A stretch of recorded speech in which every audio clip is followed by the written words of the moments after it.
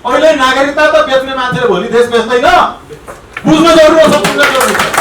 त्यसो भएको हुनाले म यो पक्षमा छैन। हाम्रो आमालाई पनि लिएर गइरहेको बेला आमालाई चितुवाले समायो, चितुवाले आक्रमण गर्यो भने हामी पछि मलाई कति अंश लाग्छ अनि मात्र म मेरी आमालाई बचाउँछु भन्छौँ कि आफूसँग जे छ सबै कुरा प्रहार गरेर त्यो चितुवालाई लखेटेर आफ्नो आमालाई बचाउँछु। शेरबहादुर जस्ता, प्रचण्ड जस्ता, माधव नेपाल जस्ता चितुवाहरूले नेपाल आमालाई खाइरहेका छन्। तिनीहरूबाट यो देशलाई मुक्त गर्नको लागि तपाईँहरू हामीहरूले आफ्नो आमालाई बचाउनको लागि हामी सबै एकजुट हुन जरुरी छ। हामी चाहिँ खाली नेताहरू र अरूलाई गाली गर्दै र अरूले बिगाड्यो भन्दै बसिरहेको छौँ, तर हामी वैकल्पिकमा हामी आफैमा लडिरहेको छौँ। आमा हाम्रो रोइरहेको छ। नेपाल आमाको लागि हामी एकजुट हुन ट्राई गरौँ। नागरिकता विधेयकको विरोध नगर्ने केही राष्ट्रवादी दलहरू देख्नुभयो नि, चुइक्क मुख खोल्दैन, किनकि तिनले राजाले दिँदैछन् अरे, चाइना पनि तयार भयो अरे, इन्डिया पनि तयार भयो अरे, त्यसकारण उनीहरू बोल्दै छैनन्। राष्ट्रवादी हुनु र देशभक्त हुनु फरक कुरा हो।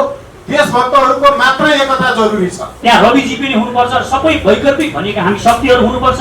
भयानक राक्षससँग हामी आक्रमण गर्न हामी भिड्न जाँदैछौँ। त्यसकारण सानो सानो बाँधहरू, लिलिपुटेका ती साना काँडहरू हानेर हामीले त्यो राक्षसलाई ढाल्न सक्दैनौँ। त्यो राक्षस ढाल्ने हो भने एकमुष्ट आवाज, एकमुष्ट सिद्धान्त, एकमुष्ट एउटा विचार बनाएर हामी सबै देशको लागि, राष्ट्रको लागि नै आएका हौँ भने, किन देशको लागि, नागरिकको लागि हामीले राजनीति गरेको हो भने, यदि त्यो इमान हामीमा छ भने हामी किन नगर्ने? यदि तपाईहरू यसरी मेल्टिङ पोटमा आउन सक्नुहुन्न भने तपाईहरूको नियतमा क्वेसन मार्क छ।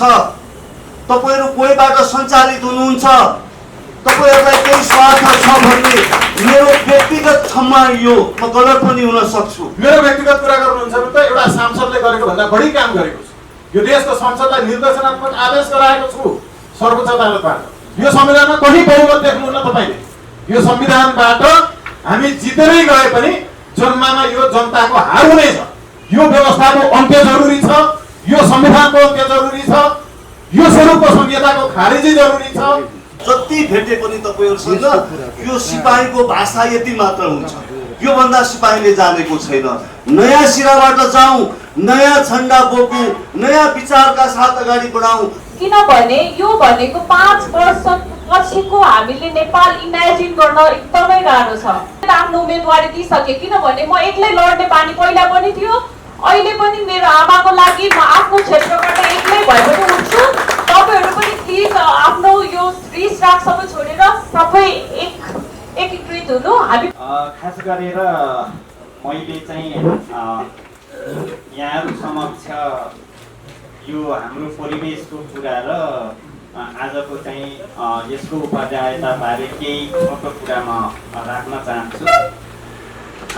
देशको परिस्थिति, नागरिकको माग र अवस्थाले गर्दाखेरि अब हामीले चाहिँ शक्ति निर्माण गरेर जाने र यो देशमा केही न केही अब युवाहरूले चाहिँ केही न केही रूपमा अब राजनीतिको चाहिँ बागडोर सम्हालेर जानुपर्छ भन्ने ध्येय आइसके पछाडि हामीले धेरै राउन्ड छलफल एक्लै समूहमा छलफल गरिसके पछाडि अब मिलेर जानुको विकल्प छैन र अब राष्ट्रिय रूपमा चाहिँ शक्ति निर्माण गरेर जानुपर्छ।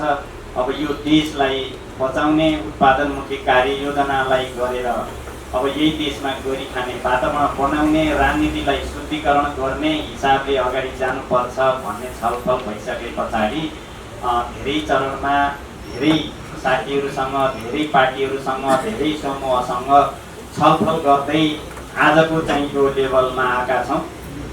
खास गरेर अबको कार्यभार, अब देशको राजनीतिको बागडोर युवाहरूले, चेतना भएका मान्छेहरूले र यसलाई सम्हालेर अगाडि जाने खालको चाहिँ वातावरण बनाउनु पर्छ भन्ने उद्देश्यको आधारमा हामीले यो कार्यक्रमको आयोजना गरेका हौँ। अब 9वटा पार्टीहरू छलफल गर्दै गर्दै हामी 4 पार्टी एकीकरणको लेभलमा पुगिसकेपछि हामीले एक्लै गरेर हुँदैन, हामीले सार्वजनिक आह्वान गरौँ। यहाँ विभिन्न समूहहरू छन्, यहाँ विभिन्न चाहिँ वैज्ञानिकहरू छन्, विभिन्न चाहिँ तपाईँको विचार भएका चाहिँ व्यक्तिहरू छन् जसले यो देशको निकासको लागि कन्ट्रिब्युसन चाहिँ गर्न सक्नुहुन्छ। त्यसो भएको हुनाले सबैको चाहिँ कुरा सुनौँ र त्यहाँबाट एउटा चाहिँ समुच्च विचार बनाएर हामी चाहिँ अगाडि जाने, अब यो देशमा शास्त्रको राजनीति सुरु गरेर जानुपर्छ र सबैसँग सोलिडारिटी गरेर चाहिँ जानुपर्छ भन्ने हिसाबले हामीले यो कार्यक्रमको आयोजना गरेका छौँ। र यो कार्यक्रममा यहाँहरू टाढा टाढाबाट पनि जो यहाँ उपस्थित हुनुभएको छ सबै साथीहरूलाई चाहिँ हार्दिक स्वागत अभिवादन गर्न चाहन्छौँ। खास गरेर विद्यमानमा रहेका पार्टीहरू र स्वतन्त्र समूहहरूको साझा नाम, चुनाव चिन्ह र झन्डा तयार गर्ने, कसरी गर्ने यसको बारेमा हामीले छलफल गर्छौँ, सुझाव लिन्छौँ यहाँहरूबाट के गर्ने, त्यो सुझावलाई अनि कार्यान्वयनको लेभलमा कसरी लैजाने भन्ने कुराको बारेमा हामीले कुरा गर्छौँ।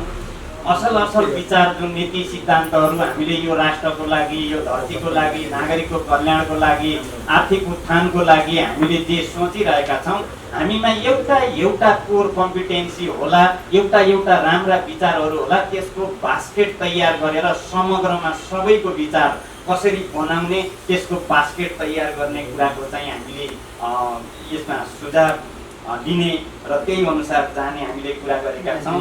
र एकीकरणमा सहभागी नभई यदि एक्लै हामी जाने भए पनि एलायन्स कसरी बनाउने, कुन संरचनाबाट राष्ट्रव्यापी रूपमा यसको म्यासेज दिने र एकले अर्कालाई सपोर्ट गर्ने खालको वातावरण कसरी बनाउने, यसको चाहिँ टेक्निकल पार्टदेखि लिएर यो कुराको पनि हामी छलफल गर्छौँ र सुझाव माग्छौँ। र सबै पार्टीका अध्यक्ष, समूह अगुवाहरू, विशिष्ट व्यक्तिहरू, बुद्धिजीवीहरूलाई चाहिँ एउटा संयोजन समिति बनाएर वैचारिक शास्त्रको लेभलमा लिएर गएर सबैले यो देशको अपनत्व लिने र सबैले आफ्नो विचारलाई यसरी कार्यान्वयन गरेर यो देशलाई चाहिँ हामी समुन्नति बनाउँछौँ भन्ने धारणा विकास गर्नको लागि त्यस्ताको चाहिँ एउटा हामी प्लेटफर्म बनाउँछौँ। त्यसको एउटा संयोजन समिति बनाउँछौँ जसले गर्दा चाहिँ छलफल, विचार विमर्श र चाहिँ राजनीतिको शास्त्र सुरु गरोस्, त्यसले खाका बनाओस् र त्यसले एउटा वे दियोस् भन्ने हाम्रो ध्येय छ, धारणा छ।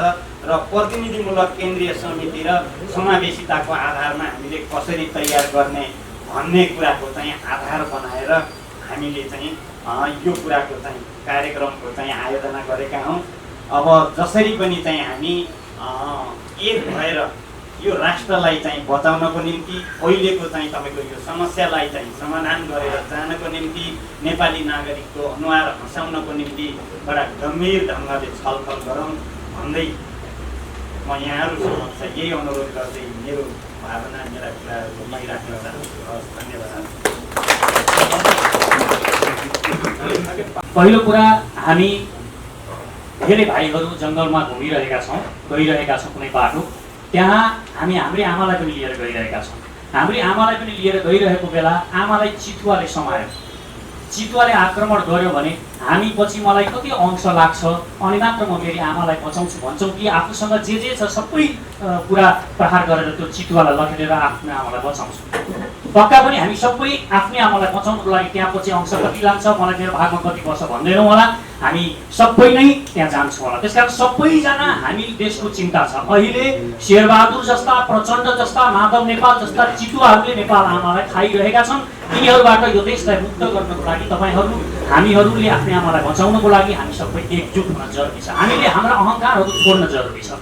जसरी हनुमानले पनि रामायण लेख्नु भएको थियो, वाल्मिकीले रामायण लेख्नु भएको थियो, एक दिन नारद हनुमानकोमा वाल्मिकीकोमा पुग्नुभयो। वाल्मिकीकोमा पुगेर उहाँले भन्नुभयो तिम्रो भन्दा राम्रो रामायण त हनुमानले लेख्नु भएको छ, उहाँ प्रत्यक्ष हुनुहुन्छ, सबै कुरा उहाँले लेख्नु भएको छ भन्दाखेरि वाल्मिकी हनुमानलाई भेट्न जानुभयो। उहाँले आदो पान त त्यो रामायण हनुमानले लेख्नु भएको रामायण पढ्नुभयो र उहाँले गुनासो गर्नुभयो तपाईँले सबै यस्तो कुराहरू लेखिदिनु भएछ, अब मेरो त कसले पढ्छ होला यो दुनियाँमा भनेर उहाँले भनेपछि हनुमानले आफ्नो रामायण वाल्मिकीको भन्दा धेरै सुन्दर राम्रो रामायण उहाँले सागरमा लगेर भगाइदिनु भयो र वाल्मिकीको रामायण उहाँलाई छपाउन भन्नुभयो। यो हिम्मत हामीले गर्नुपर्छ।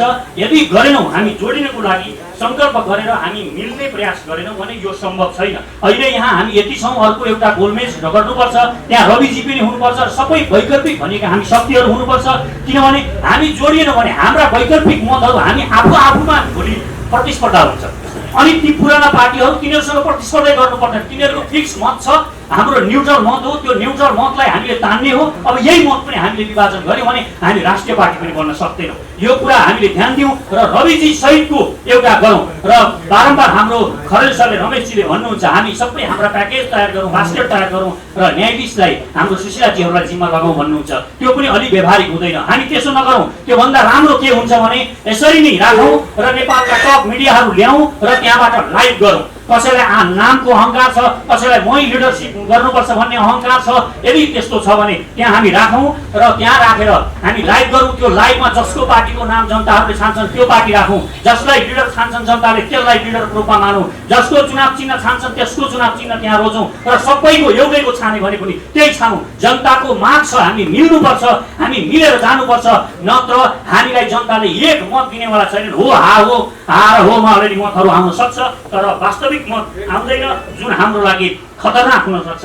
यो बुझ्न जरुरी छ। यदि कोही पनि नमिल्ने, सबैले आफ्नो आफ्नो डम्फु बजाउन थाल्यो भने मिल्ने सम्भावना क्षीण भएर जान्छ। त्यसकारण मिल्नको लागि यो सबैभन्दा राम्रो विकल्प हुन सक्छ भन्ने मलाई लाग्छ। यो देशको लागि हो। हामी हिमाल चढ्न गइरहेका छौँ। हिमाल चढ्नलाई धेरै भार बोकेर तपाईँ हिमाल चढ्न जानुभयो भने हिमाल चढ्न सक्नुहुन्न, हामी सक्दैनौँ। म सबै छोड्छु भनेर यो 4वटा दल अहिले हामी यति मिलेका छौँ। मलाई पार्टीको नाम पनि चाहिँदैन, मलाई नेतृत्व पनि चाहिँदैन, मलाई चुनाव चिन्ह पनि चाहिँदैन। म सबै कुरा दिन तयार छु। तर तपाईँहरू लिडरसिप भोलि नफुट्ने गरीको एउटा शक्ति निर्माण गरौँ भनेर मैले भनेको छु। र यदि तपाईँ हामी कोही मिल्नै सक्दैनौँ, हामीले हाम्रा अहङ्कारहरू छोड्नै सक्दैनौँ भने एउटा हिस्ट्री छ हामीसँग, एउटा उपाय छ। यो अन्तिम उपाय भनेको लिग्लिकोटको इतिहास तपाईँले पढ्नु भएको छ। सबै अभियन्ताका प्रमुखहरू, सबै पार्टीका प्रमुखहरू, हामी जति पनि अध्यक्षहरू छौँ त्यहाँ जाउँ, रङ्गशालामा दौडौँ, सबैजना दौडौँ। जो सबैभन्दा पहिला दौडिन्छ त्यो सबैभन्दा पहिला पुग्छ, त्यसलाई लिडरसिप दिउँ।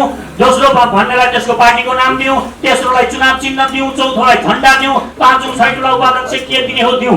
नत्र व्यवहारिक पक्ष हामीले हेरौँ। हामी मिल्नु अहिले देशको माग हो, देशको आवश्यकता हो, नागरिकको चाहना हो। यो मिलेर हामीले एउटा शक्ति निर्माण गरौँ। यसले हामी वास्तवमै हामीलाई जनताले कदर गर्नुहुन्छ, यिनीहरू जनताकै लागि रहेछन् भन्ने कुरा हामीलाई विश्वास पनि गर्नुहुन्छ नागरिकहरूले। यो कुरा महसुस गरौँ र साना साना आफ्ना आफ्ना अहङ्कारहरू बोकेर हामी हिमाल चढ्न नखोजौँ। आकाशमा उड्न चाहनेहरूले, मैले बारम्बार भनेको छु, आकाशमा उड्न चाहनेहरूले आफ्नो वेट कम गर्नुपर्छ। आफ्नो वेट कम गर्नुपर्छ। जति तपाईँले वेट कम गर्नुहुन्छ तब मात्र तपाईँ आकाशमा उड्न, बढीभन्दा बढी आकाशमा उड्न सक्नुहुन्छ।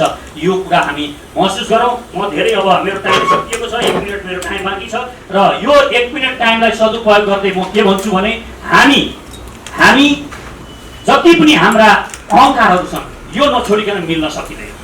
मै अध्यक्ष हुनुपर्छ, मेरै पार्टीको नाम हुनुपर्छ, मेरै चुनाव चिन्ह हुनुपर्छ, मैले भनेकै चुनाव चिन्ह हुनुपर्छ भन्यो भने हामी मिल्दैनौँ। छोड्न तयार हौँ र भनौँ हामी अब आउनेमा अहङ्कारहरू छोडौँ। अलिकति 100-200 जना भयो भने ओहो म धेरै मान्छेहरू भए भनेर हामी मक्ख परेर हामी चुनावमा गयौँ भने पुराना दलसँग प्रतिस्पर्धा गर्नु छ। हामीले भयानक चितुवासँग, भयानक राक्षससँग हामी आक्रमण गर्न हामी भिड्न जाँदैछौँ। त्यसकारण सानो सानो बाँडहरू, लिलीपुटेका ती साना काँडहरू हानेर हामीले त्यो राक्षसलाई ढाल्न सक्दैनौँ। त्यो राक्षस ढाल्ने हो भने एकमुष्ट आवाज, एकमुष्ट सिद्धान्त, एकमुष्ट एउटा विचार बनाएर हामी सबै देशको लागि, राष्ट्रको लागि नै आएका हौँ भने किन देशको लागि, नागरिकको लागि हामीले राजनीति गरेको हो भने यदि त्यो इमान हामीमा छ भने हामी किन नगर्ने? यो सबै त्याग गर्ने किन नगर्ने? यो देशको लागि भोलि यो चुनावपछि तपाईँ प्रधानमन्त्री हुने होइन, जतिसुकै तपाईँ उफ्रीपाफ्री गरे पनि हुने होइन, तपाईँ मन्त्री पनि हुनुहुन्न। तर हामीले राष्ट्रिय पार्टी भनेर एउटा स्थापित बनाउन सक्यौँ, गयौँ, यो वैकल्पिक शक्तिले दिएको एउटा राष्ट्रिय पार्टी बनाउन सक्यौँ भने त्यसले आउँदो अर्को चुनावमा चाहिँ हामी सरकार बनाउँछौँ, हाम्रो सरकार बन्छ। यो अहिले यहाँ बन्दै गरेको जुन पार्टी हुन्छ संयुक्त पार्टी, त्यसले अर्को सरकार बनाउन सक्छ। हवस्, धन्यवाद।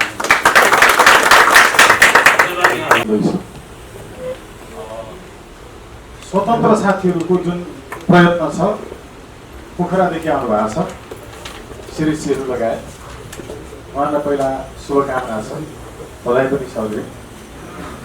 स्वतन्त्र साथीहरूले जुन अभ्यास गर्नुभयो, स्थानीय तहको निर्वाचनमा सफलता पनि पाउनुभयो। पुराना संसदवादी दलहरूका विरुद्धमा राष्ट्रियताको विपक्षमा उनीहरूले लिएका जति पनि कुत्सित कार्यहरू थिए त्यसको विरुद्धमा हामी 12 वर्ष अगाडिदेखि right to recall, right to reject भनेर लड्दै आएका।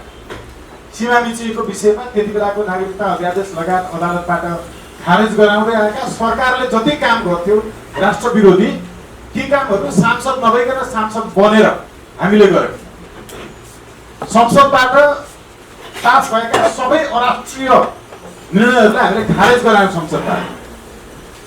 हामीले त्यो जो काम गर्दै आयौँ त्यति बेला सबैलाई सँगै जाउँ भन्दै जाँदा सफलता प्राप्त भएन, तर पनि हामीले हिम्मत गऱ्यौँ, साना साना भए पनि पार्टी बढायौँ। जुन हिम्मतको जगमा स्वतन्त्र साथीहरूको अभियान सुरु भयो, त्यसको जग हामी नै हौँ। समेट्नु अब हामीले पर्छ, त्यसको जन्मदाता हामी हौँ। नेपालमा वैकल्पिक भनेर केही विदेशी तत्त्वबाट सञ्चालित विश्लेषक र मिडियाहरूले वास्तवमा पुरानै संसदवादी दलहरू, पुरानै राष्ट्र विरोधी दलहरू समूहहरूलाई वैकल्पिक भने। तिनीहरू वैकल्पिक थिएन। संसदवादी वैकल्पिक हुन सक्छ, पुरानै वंशवादी वैकल्पिक हुन सक्छ। वैकल्पिक भनेर केही विश्लेषकहरूले, पत्रकारहरूले यति नकाम गरे, वास्तविक आवाजलाई मिडियामा ल्याएन। विदेशीले उचाल्न खोजेका विश्लेषक र पत्रकारहरूलाई मात्रै ल्याए। त्यो वैकल्पिक थिएन, वैकल्पिक होइन। हामीले निर्विकल्प शक्ति निर्माण गर्नुहुन्छ। वैकल्पिक भनेको एउटा भइरहेको तपाईँलाई मन परेनले अर्कोले काम चलाउँ भन्ने जेलाई भन्नुहुन्छ, त्यसलाई अब काम चल्नेवाला छैन। अघि पुण्यजीले कस्तो राम्रो एउटा उदाहरण दिनुभयो। आमालाई चितवरेको छ, चितुवाले हस्पिटल लगिएको छ। आमा कोमामा हुनुहुन्छ यति बेला नेपाल आमा। हस्पिटलबाट उपचार गराएर फर्काएर घर लैजाउँ न भन्यो, होइन कहाँ फेरि घर फर्काउने त प्रतिगमन पो हुन्छ भन्छ। त्यता त्यतै आर्यघाट लगेको पो अग्रगमन हो भन्छ। हाम्रो प्रतिगमन र अग्रगमन तर्फको दृष्टिकोण हामीले केही हेर्नु छ, पुनर्विचार गर्नु छ। अब यो सँगसँगै अहिले देखिहाल्नु नागरिकता विधेयकको विरोध नगर्ने केही राष्ट्रवादी दलहरू देख्नुभयो नि, चुइक्क मुख खोल्दैन। किनकि तिनले राजाले दिँदैछन् अरे, चाइना पनि तयार भयो अरे, इन्डिया पनि तयार भयो अरे, त्यसकारण उनीहरू बोल्दै छैनन्। राष्ट्रवादी हुनु र देशभक्त हुनु फरक कुरा हो। देशभक्तहरूको मात्रै एकता जरुरी छ। फेरि वंशवादी, संसदवादी, एमसीसीका समर्थकहरूसँग होइन। यो हामी खराबी गर्दैछौँ, यो गर्न हुन्न। यो मेरो विचार। एमसीसीका समर्थकहरूसँग एकता हुँदैन, एसपीका समर्थकहरूसँग एकता हुँदैन। अहिलेको नागरिकता विधेयक जो आइरहेको छ यसका समर्थकसँग एकता हुँदैन। सधैँभरि he who can stand alone is the strongest person in the world। जो एक्लै उभिन सक्छ त्यो पनि कहिलेकाहीँ बलियो हुन्छ। त्यसकारण पहिले आइसकेका पुराना दलहरूबाट भएका नराम्रा जति सबै कपी गरेर ल्याउने, त्यही संसदबाट, त्यही एमसीसीको समर्थन। अनि नयाँ हामीले जो 12 वर्षदेखि राइट टु रिकल रिजेक्ट लागेका छौँ त्यसलाई पनि कपी गरेर ल्याउने, कपी जोडेर अहिले एजेन्डा त चोरी गर्ने मान्छे, अहिले नागरिकता त बेच्ने मान्छेले भोलि देश बेच्दैन। बुझ्न जरुरी छ, बुझ्न जरुरी छ। त्यसो भएको हुनाले म यो पक्षमा छैन, यस्तो हुन सक्दैन। चुनाव मात्रै जित्नका लागि हामी एक हुने हो भने साथीहरू चुनाव जित्नुहोस्। मेरो व्यक्तिगत कुरा गर्नुहुन्छ भने त एउटा सांसदले गरेको भन्दा बढी काम गरेको छु। यो देशको संसदलाई निर्देशनात्मक आदेश गराएको छु सर्वोच्च अदालतबाट। संसदले ल्याएका सबै गलत कुराहरू खारेज गराएको छु जो संसदले गर्नुपर्थ्यो, प्रतिपक्षी दलले गर्नुपर्थ्यो। सांसद भइरहन जित्न जरुरी छैन। हामी देशभक्त हुने कि नहुने यो महत्त्वपूर्ण कुरा हो। त्यसकारण चोरी चकारी नगरी चतुर्याई हुन्न। भैरव बलियाले लेखेको त्यो हुने कुराहरूको सम्झिन्छु कि अलिअलि। अहिलेदेखि चोरी चकारी यस्तो हुँदैन। त्यसो भएको हुनाले छ नि त जर्मनीमा हाम्रो डङ्गर सरलाई पनि थाहा छ, कतिपटक लेखिरहनु भएको छ। अर्कोले ल्याएको एजेन्डाहरू पनि तपाईँको चाहिँ यस्तो राम्रोसँग क्रेडिटै दिएर घोषणा पत्रमा लेख्छ नि त। संस्कार हुनु पर्यो, राजनीतिक संस्कार। त्यो भएको कारण अझै पनि छलफल गरौँ। एमसीसीको पक्षमा हुनेहरू, संसदीय व्यवस्थाको पक्षमा हुनेहरू, यही स्वरूपको संघीयताको पक्षमा हुनेहरूसँग हामी एकता गर्न चाहँदैनौँ। हामी सहकार्य गर्न खुला रूपले तयार छौँ। यो गर्नुपर्छ। यो मेरो प्रस्ताव हो। र हामीले हाम्रो राजनीतिक दल सम्बन्धी ऐनको दफा 49ले साझा चुनाव चिन्ह लिएर जानका लागि रोक्दैन। कानुनी प्रक्रिया के गर्नुपर्छ म मिलाउँला, यसरी अगाडि जाउँ भन्ने मेरो भनाइ छ।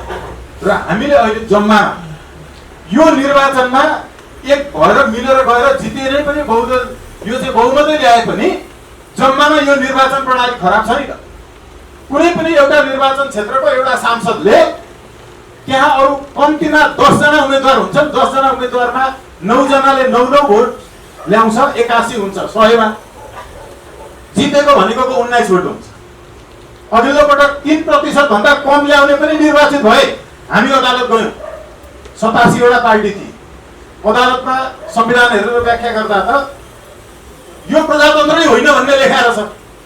प्रजातन्त्र भनेको कम्तीमा 51% हो, 51% भनेको बहुमत हो, बहुमत भनेको प्रजातन्त्र हो। 51% नल्याए पनि अरूभन्दा बढी ल्याउने बित्तिकै उसले विजय प्राप्त गर्ने संविधानमा छ। यसको अर्थ के हो भने यो संविधानमा लोकतन्त्र छैन। यो संविधानमा कहीँ बहुमत देख्नुहुन्न तपाईले। यो संविधानबाट हामी जितेरै गए पनि जन्ममा यो जनताको हार हुनेछ। संसदीय व्यवस्थामा यो जालझेल तन्त्र बाहेक केही पनि होइन। हामी हिसाब त जान्दैछौँ होला नि। 51 100 51 नभए बहुमत हुन्छ, बहुमत नभए जितिन्छ, बहुमत नभए प्रजातन्त्र हुन्छ। हामी यो प्रजातन्त्र हो भन्ने भ्रम अझै पनि नपाडौँ। यो व्यवस्थाको अन्त्य जरुरी छ, यो संविधानको अन्त्य जरुरी छ, यो स्वरूपको संहिताको खारेजी जरुरी छ। यसका लागि हामी भरसक एकतातर्फ जाउँ। होइन भने टाउको काट्ने र टाउको काट्न आदेश दिनेहरू त अहिले मिलिरहेका छन्। मिल्न सक्ने जति कुरा कति छन् एजेन्डामा ठिक भनिएको छ। नमिल्न जति अर्को बाकसमा हालौँ, मिल्न जति एक ठाउँमा लिएर जाउँ। त्यसका लागि एकता होइन सहकार्य गरौँ। धन्यवाद। म 5 मिनट भन्दा कम बोल्छु। हामी यहाँ किन जम्मा भएको सबैलाई थाहा छ। धेरै पछाडिको कुरा भनिरहनु आवश्यक छैन। अब वे फरवर्ड के गरेर यो राष्ट्रलाई जोगाउने त्यति मात्र हो। म फेरि रिपिट गर्छु, एउटै कुरा रिपिट गर्छु। यहाँ विभिन्न विचार सोच भएका मान्छेहरू आउनु भएको छ। त्यो सोच विचारलाई एउटा मेल्टिङ पट भन्ने हुन्छ, एउटा भाँडो हुन्छ, त्यसलाई भन्छ मेल्टिङ पट। त्यो मेल्टिङ पटमा तपाईहरुको सोच मेरो विचार मेरो सिद्धान्तलाई त्यो मेल्टिङ पटमा राखिदिउँ। त्यहाँ मेल्ट हुन्छ,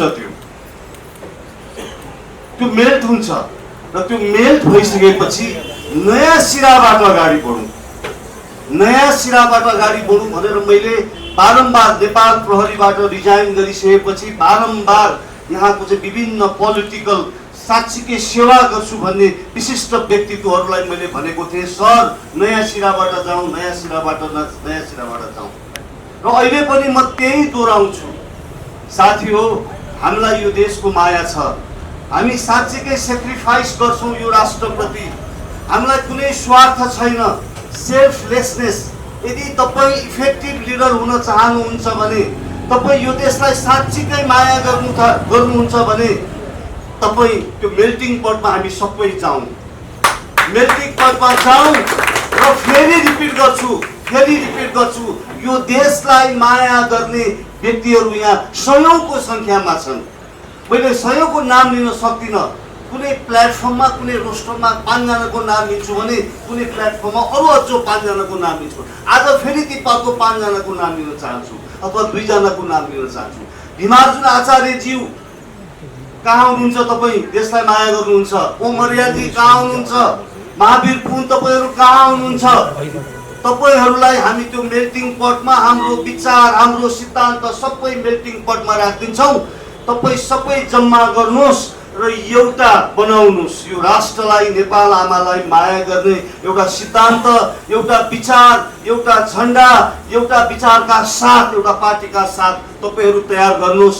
म आँखा चिम्लेर त्यसको पछि लाग्छु र तपाईहरू पछि लाग्न तयार हुनुहुन्छ? यदि देशको माया गर्नुहुन्छ भने गर्नुहुन्न भने यो यसरी छलफल नगर्नु, अब धेरै नगरौँ, समय खेर नफालौँ।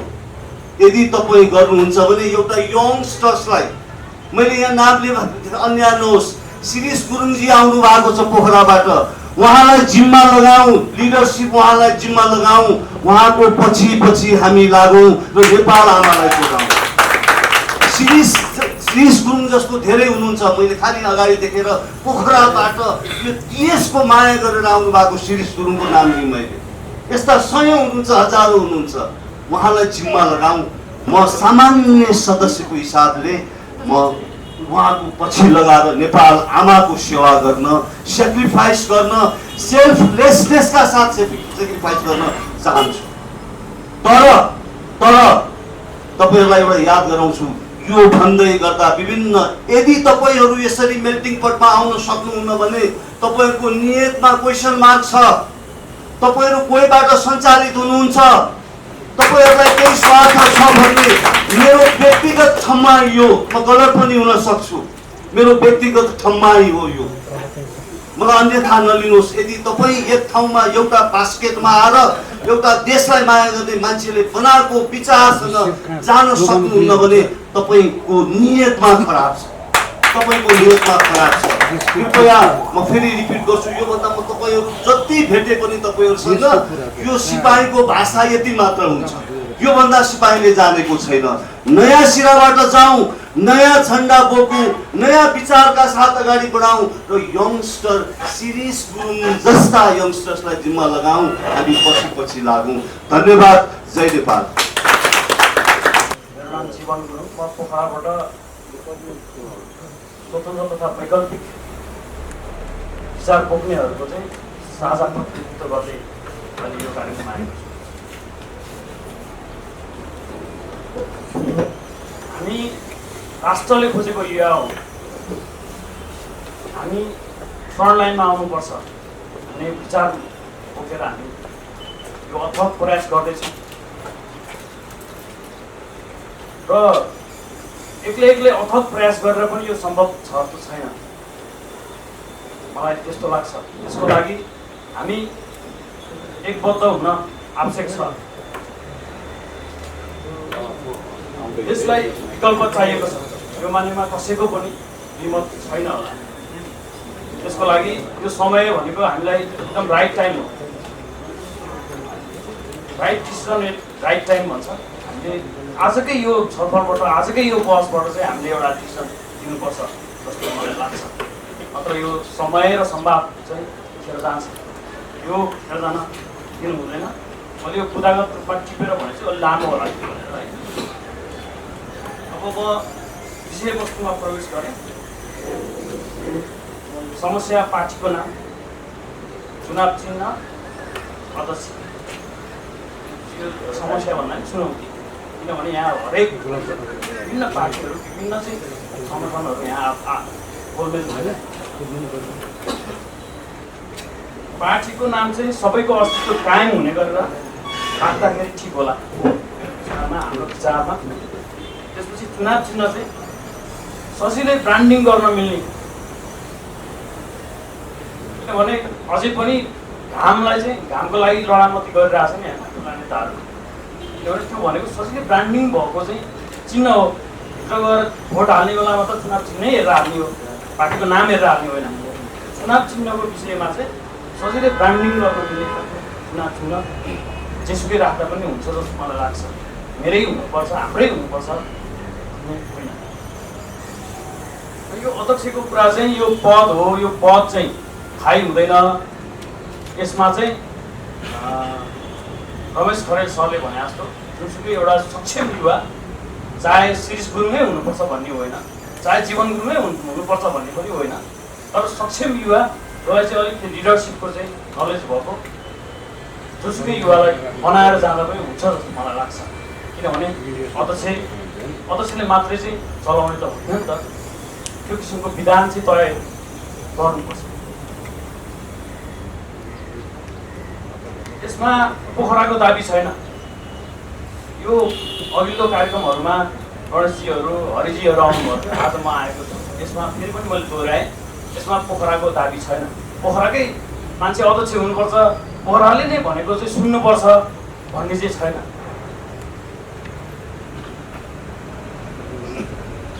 अनि पोलिटिकल आइडियोलोजीको कुराहरू पनि आउँछ।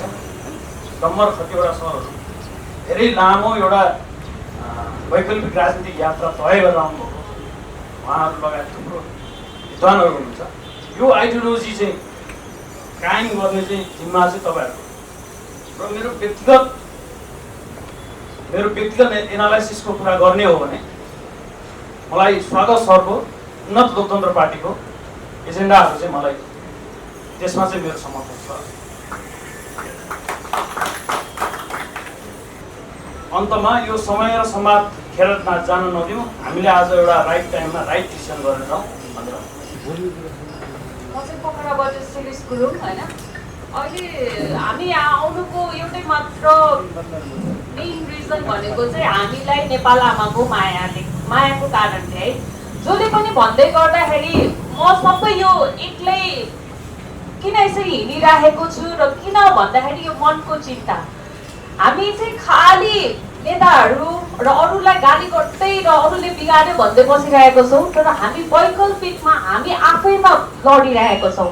यस्तो राम्रो अहिले एउटा मानिसहरूमा अहिले अलिकति सचेत आइरहेको छ र त्यही कारणले नै हर्क साम्पाङ बालेन्द्र शाहहरूले जित्न पाउनुभयो।